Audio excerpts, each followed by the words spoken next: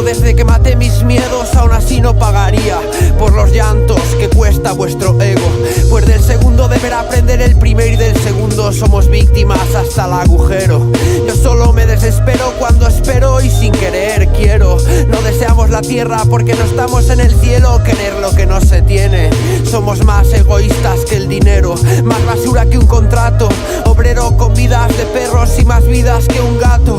No maté los pájaros de un tiro, pero sí el mono y un buen rato. Solo somos de estos animales que el capitalismo ha creado, pues esta poesía nace de mi rabia al no poder cambiarlo, sabiendo que estoy comprando mi propio asesinato. Pero la historia se encargará, chica, por el momento hazme pasar un momento grato.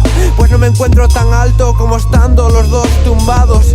No te llevaré a la luna hasta aquí al lado, prefiero llevarte a donde nadie ha llegado. Bienaventurados por el camino del placer, con los ojos cerrados pudiendo ver. Y es que si no te puedo hablar, escuchar, tocar ni oler, es porque solo tengo ojos para ti, mujer.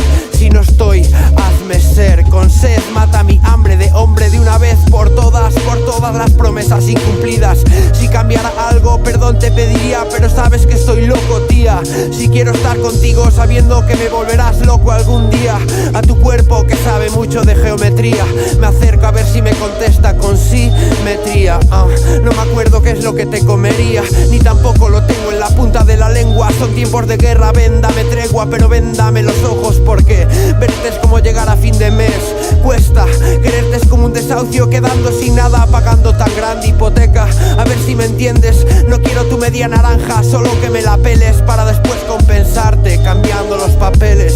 Papeles en los que arde el olvido, con un filtro para pasarlo del corazón a los pulmones, con un suspiro.